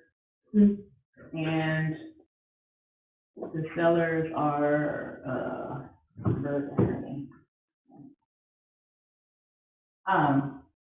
and then the property located at, and you put the address, and then it says seller will credit buyer $3,000 towards closing costs or prepaid items. Or you can say, you're not gonna write or. I'm just showing you what else you can possibly write. Or, buyer, typing, buyer and seller agree that the new purchase price will be $215, okay? So, let's say 240, let's say that the contract price is $250, so now we'll make it $247. Okay? So this gives you the option to either get those closing costs paid. Either way, it's the same, but like I said, I kind of prefer reducing the list price because then it kind of helps with appraisal later in case you need it. First, I do that. Okay. Any questions on any of that? Clear? Everybody feel confident about writing TRRs now? Well. That's a different. So what to remember. Exactly, and that's perfectly fine. I just want you guys to be aware of how to do it properly, because when you guys get out here, you're gonna see that there's a bunch of agents who don't know how to write these, who don't know the rules of the contract, who will try to fight you on earnest money getting returned when it's clearly stated who gets it. I mean, not everybody gets proper training in real estate. I've never had. The other agent saying, can we just ignore it? No, you signed it, you're just doing it, buddy. That's insane. The broker called her and said, can we forget we signed that and start over? Yeah, I was like, oh, no, actually, no. I don't think so. No, that. Oh my God. I'm telling you. And we were talking about $1,000. I mean, we were talking about, Yeah. It's amazing the amount of money that'll derail things. Yeah. Well, it couldn't be really, because we signed it. That people panic about. Yeah. And please that's one of the reasons I try to give you guys templates, because when people just start writing random words on contracts, they don't realize that those are binding. Right. And like the one that says, buyer will bring $2,000 for closing. Well, what she should have said, because what happened was the house, let's say, was for $245. It appraised at $240, but they agreed that the buyer would get a loan for $240 and bring $2,000 to closing to make it be $242. These are minor numbers we're talking about, right? So what should have happened is that the contract should have been explicit about what was happening, right? So it should have said, should have an appraisal gap on there, like an actual appraisal that says that the buyer will bring $2,000 over the appraised value of the property, and that way everybody would know why she was bringing $2,000, and then it would just shake out on the settlement statement. But instead, now nobody knows what to do with that addendum because it's not clear. Right. And it caused a big stink. Like, the agent cussed out another agent, called the broker. I mean, it was ugly. How they resolve it? I don't even know, I didn't check. But I just know I actually got a call from the title company, because like I said, it wasn't our agent that cussed out anybody. I was like, is that what you're about to tell me, because we're about to have a problem? But one of our agents got fussed at because here's the thing, they were both at fault, because one person wrote the bad, and then the other one let their client sign it. Yeah. So you've got to be careful what is in writing and make sure that if these templates that I'm giving you, buyer and seller agree. And even if she did that, it wouldn't have made sense, but you should have to be explicit about what you're talking about. If you have questions about it, call me and I'll help you word it properly. But we just can't let our clients just sign any random thing, because it's gonna mess up the deal and make us look crazy too. So, Yeah. any other questions? Before we Can I ask one more question? No, you're out. Could you please leave? I just want to make sure I'm really clear. If here's what I understood from what you said about my question about the as-is minimal repairs. Okay. What I, took from that is that if they don't specifically put it in writing on the counteroffer, that they're bound to the contract as is, which means if she backs out because of something in inspection, she gets her earnest money back. Yes. If they write something on the counteroffer that has to do with, and they say as is / minimal repairs. Minimal repairs, Okay, they have to say like, the seller only agrees to pay up to $2,000 in repairs. Like, they would have to put a hard number. Okay, so as is or a hard number. Okay, if they write it correctly, and she signs it, then she needs to be made aware that if she wants to back out because of something that's found in inspection, she will lose her earnest money. If that's what's signed, yes. So here's the thing, let's talk about as is, because it doesn't really mean everything, I guess I wanna know how specific, very. but I wanna know what tracks her and what doesn't. Okay, so the as is a trap. That's why you can't just say as is. So let's go in here and I'll show you what we would write on this, okay? Okay. Well, it's not on the contract because you guys are still working a counter offer. Yeah, we're working on it. They haven't sent the counter offer paperwork yet. Gotcha. Okay, so let's go to additional provisions. I have mine saved in clauses, so, as is, click on it, yep.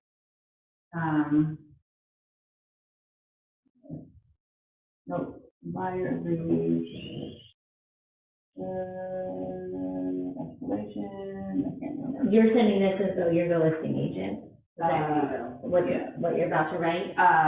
Whoever puts it on there is all negotiable. So it says, property will be sold in as-is condition. Buyer will have 10 days to inspect the property with no expectation that the buyer will make repairs, okay? If the, and actually, you can add more to this and say, which contract should I do that for?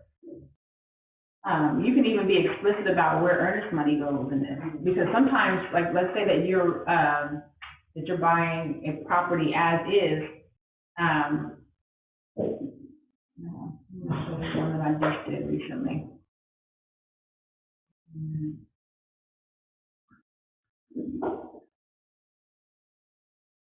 The Harvest Moon. Contract.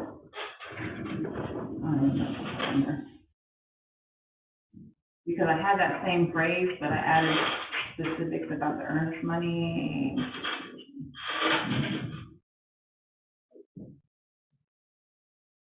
No, it's escalate the bar. Somebody tell us this, maybe you wash your hands or something. Good job. Let's see. I'm sorry, I'm not how y'all poke Luke Snoop with me. Luke Snoop. That'll be worth it if this is it, but then I'll have to tell you what it says. I'm trying to get the verbiage correct. Because you remember that day that I gave you the standard clauses? Yep. There's an as-is clause on there as well. Yeah. Yeah, you and I talked about that for as an offer I wrote forever ago, and we wrote, buyer will accept as is, but gets to keep earnest money if something in the inspection is not to their. Yep, here it is, bam, okay. So property will be sold in as-is condition. The buyer will have 10 days to inspect the property with no expectation that the seller will make repairs. If after inspections, the buyer determines the property is unsatisfactory, earnest money will be returned to the buyer. So I could just do that, and it's fine, right? That's good. But this is clear, because if you just put as is, then you have to go to mediation to figure out who gets. And that's what I was, Right. yeah. So you have that. Yeah, let me, So I can put that in the acceptance of the counter offer as one of the changes to the purchase contract. correct. Really depending on what they say too, because I don't know what they're gonna. Yeah, send if they over. don't say anything, should I just do it anyway, just to be crystal clear and? Crystal clear. Yeah, yeah. Yes. And I'm even a fan of putting a dollar amount on the, like, if they know, like, I don't know what their listing agent is counseling them to do. But if they know that they've already done X, Y, Z, they need to go ahead and do those disclosures again, but then say, hey, we're only agreeing to, because it was funny, everybody else in here is, okay. Back in the day, when I first started real estate, that was standard. Like, every single contract had an agreed upon repair amount when you wrote the offer. So you would say that we'll request no more than $2,000 in repairs, or whatever it was, and the seller agreed. If the repairs were less than that, great. If not, then, but they changed it over time because people were just, sometimes it's gotta be more. Like, if you need piers, and $2,000 is not gonna cut it. So I think they just said they're just gonna have to negotiate repairs separately. So that was completely standard when I first got into real estate, that there was always a repair amount, but now it's like, okay, you gotta negotiate all of it. That is that. Let me show you guys while I'm in here how to go in and do your, add a clause, a standard clause. So if you go into template, and you can, I'm just yapping at this point. When you go into templates, okay, you have all these folders over here that you can rename and put the contract that you want in here. But all the way at the bottom, you have this folder called clauses, and you can go in here and write all the fun stuff that you ever want to say on a contract, so you don't ever have to go look for them. I'm gonna go in and edit this as is clause. I'm just gonna take it all out and then put a new one in there. And the good thing is that you can go and delete, if you don't want this bottom part to apply, you can take it out, but it automatically populates it into your contract, so you don't have to reinvent the wheel every time. So, yep, take pictures of those. So it's definitely worth taking some time and putting those clauses in your document, so you don't have to find it later. Yeah. All right, friends. Yay. That's all I have. Nice. Go forth and start real estate. I said nice, thanks. Go forth and start real estate. Go forth and start real estate. I have a quick question. Yes, ma'am. So I have some buyers that are coming up in Texas. Okay. They want to see this one that's gonna lease. Oh. Yeah, so I contact the buyer on this one, right? I looked at his, the seller, sorry. Yeah. I looked at his information on those. Yes. So here's the kit. How do I need to go with about that, though? Because, on the listing agreement, there's that section that says that there's like a 30-day period after the listing, that they're still owed a commission. Because the only reason you saw that is because of the photos and the marketing that agent did. So it's only on here still because it was released within 30 days? Yeah, but it'll always be on the, I don't know, where can I find that out at? Is it on the? Oh, sorry. And you type that in fresh, so type in Oh, have a good day. All right, Bye. Bye. It's on my list. Good luck. When do you see you guys? What is the address, 1620? CASTE. I was like, I don't know. Is this the same buyer that wrote last week? No. Oh, okay. I got to them up at my open house. Oh, look at you. Yeah. Awesome. And they emailed me and said, we know we're taking our time, but we don't want to use any other realtor. That's awesome. So that made me, I know they could still probably do whatever they want, but it still was like, Did you out-of-state people from last week? Or new people? Yeah? No, new people. Well, I've had them for a little bit, but they're really, they're not in any rush. Yeah. But they were the ones that came up the other night last week? No, that was one of my buyers. She's from Kentucky, and she's trying to move back. Well, we wrote a contract, and they had a contract before us that was contingent, so they had to give them 24 hours. And they did. And they came up with, so yeah. Yeah, they released it. So it is active. So just type it in as a search. Really? Yep, it's still showing active. That's why you always, even if it looks like an expired listing, always go back and do a search. So why is it Same. Because it probably was released at one point, but that's not the current status. So go in, go in. You can also check history, right? I started checking history and that, because the MLS won't always show you. 10:30. And I think, because we don't know, because we don't know if Barrett has COVID. Yeah. Oh, no. Yeah, so I don't know. Let me check. I'm sure we'll put out an announcement about class tomorrow. Okay, it's so good to see you. Yes, I will, next week I'll be out of country, but then I need to be effective here. I want to sit down with you, maybe check out how you time block things. 100%. And then get reorganized with it and take that. Because I need to super hyper focus if I can, super hyper focus on other things. Yes. Absolutely. All right, I'll see you guys tomorrow. Is it not? Bye. Bye. Good seeing you. Is it 596 first? It might not be the same house, okay. Looks like this inside though. I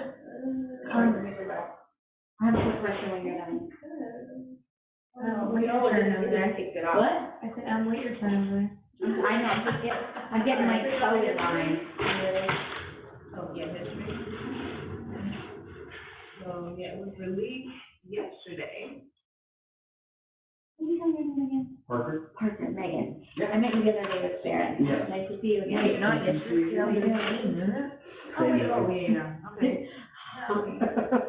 Are you doing this full time? No, So you're really busy. I'm working, I do this part-time, I'm working at American Fidelity actually full-time. Oh, okay. What are we doing to research? Oh, for what? For flag football. Oh, wow. But I'm helping with soccer whenever I can. Ooh, good for you, Dad. Yeah. I'm tired. Well, I hear you.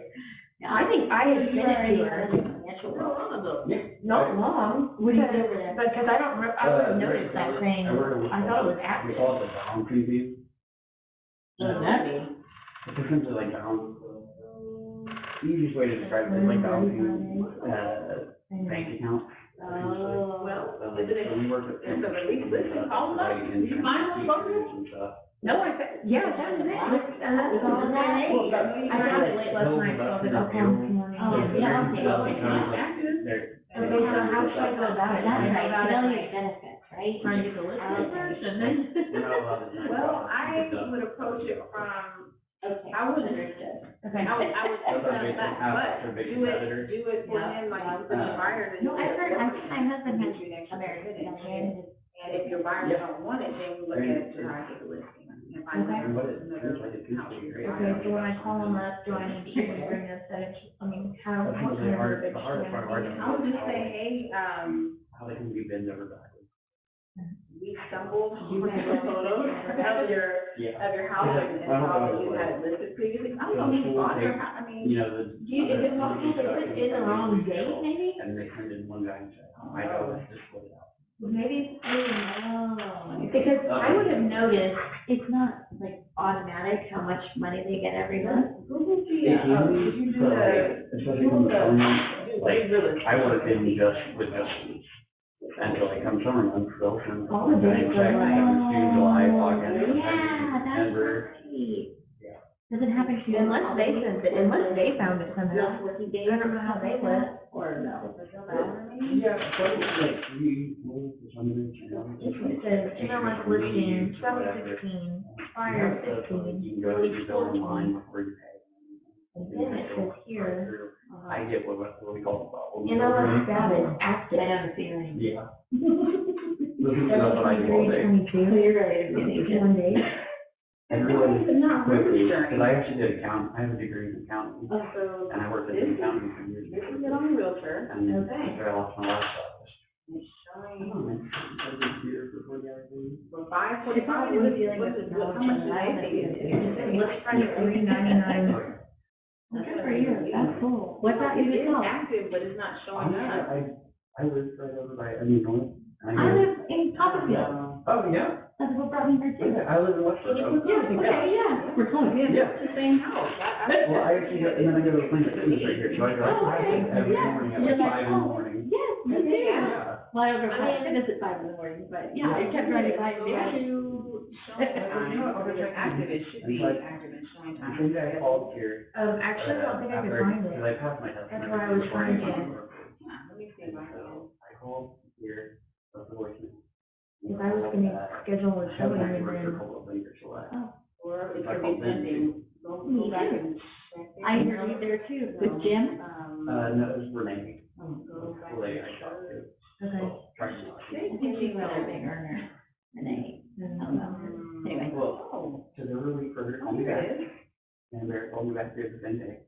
And I was in, he gave me a whole spiel, and like that was my big concern with that thing. Maybe fidelity. That's just, it's not showing. But it's listed at 545, so make sure that they're good with that. First year. Well, they told me their cap was 600, so. I worked for American Fidelity. Go in there and I schedule. know, this is confusing. My See, why is it- my insurance guy.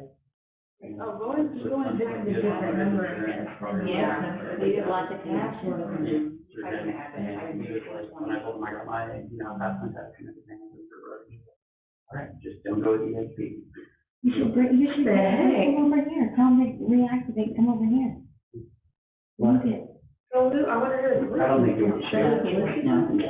But that is the biggest concern, because that was my concern too. I was concerned about going down a bunch of rabbit holes, spending a lot of money, and, Oh, Shane Johnson. not just trying to invest my time and money everywhere and not getting anything. Yeah. And I think they're training Now you got us to avoid that. Yeah. Okay. I know, that is weird, because they should have popped up in the. Yeah, I'm gonna have to, I don't know, really explain that to them. Yeah. Well, Yeah, be celebrated, be you can't even find it in MLS. respected. It's gonna make a real, Well, that's cool. I think you'll be happy because that's what they give you. Yeah. Yeah, that's fantastic.